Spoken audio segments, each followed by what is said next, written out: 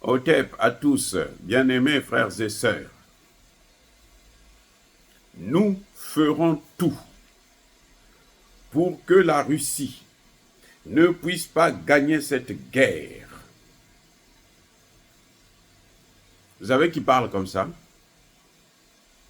C'est le fou de l'Élysée. Celui qui est à l'Élysée, là, il est devenu fou. Il veut entraîner le monde entier dans une guerre mondiale. Bon, c'est vrai qu'il n'est pas seul, parce que quand il parle comme ça, c'est que dans les coulisses, ils ont déjà dit, bon, nous, on va faire ça. On va envoyer des troupes au sol. On va tenter de voir qu'est-ce que la Russie va faire. Ok, allez-y faire la Russie. Ils ont violé toutes les règles, toutes les lignes rouges, parce qu'ils veulent la guerre. En fait, l'OTAN veut l'affrontement.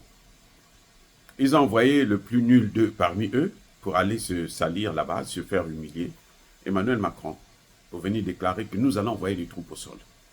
Et pour tester quelle sera la réaction de la population, quelle sera la réaction des Français.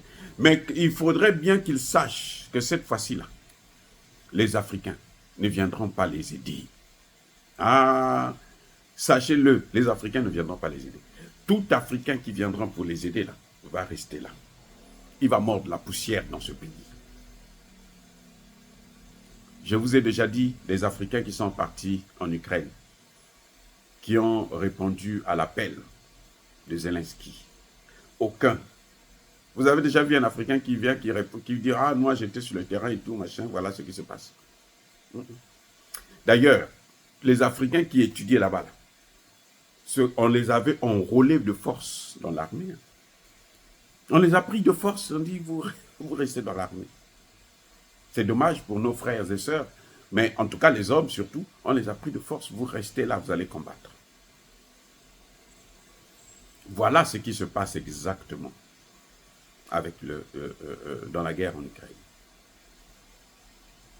Donc,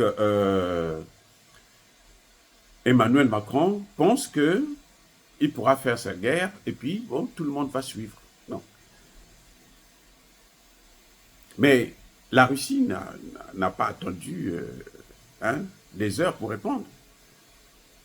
C'est le grand Medvedev qui a répondu à Emmanuel Macron. Lui, il dit la dégradation. Il parle de la dégradation cérébrale constante du petit héritier de Bonaparte. Le petit héritier de Bonaparte. Donc, les Russes, en fait, ils sont prêts. Ils n'ont pas peur. Emmanuel Macron croyait que quand il va faire une telle déclaration, les Russes vont trembler. Non, les Russes ne tremblent pas. Monsieur Macron, les Russes ne tremblent pas. Si on dit que vous avez... Là, Medvedev dit que non, il a un problème de dégradation cérébrale. C'est-à-dire que dans la tête, là, je vous avais dit, il est fou, il est fou. Il est fou, c'est pas moi qui le dis. Même les Français commencent à le constater eux-mêmes. Hein, que non, notre type là... Eh oui. Ici aux États-Unis, il y a des sénateurs qui demandent à ce qu'on puisse... Des médecins qui demandent à ce qu'on puisse examiner le président Joe Biden avant l'élection prochaine. C'est pour vous dire. Donc, je crois que c'est un coup que les Occidentaux ont fait en utilisant Macron comme cobaye.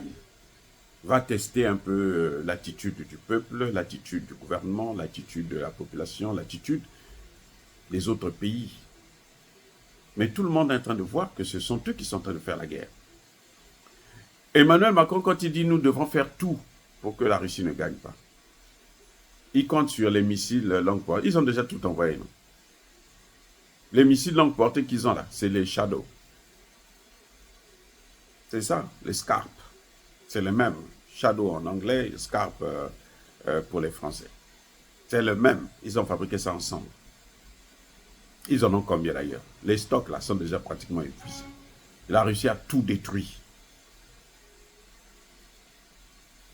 La France a un problème, c'est que les mercenaires qu'elle avait envoyés en Russie, là, on les a tous massacrés.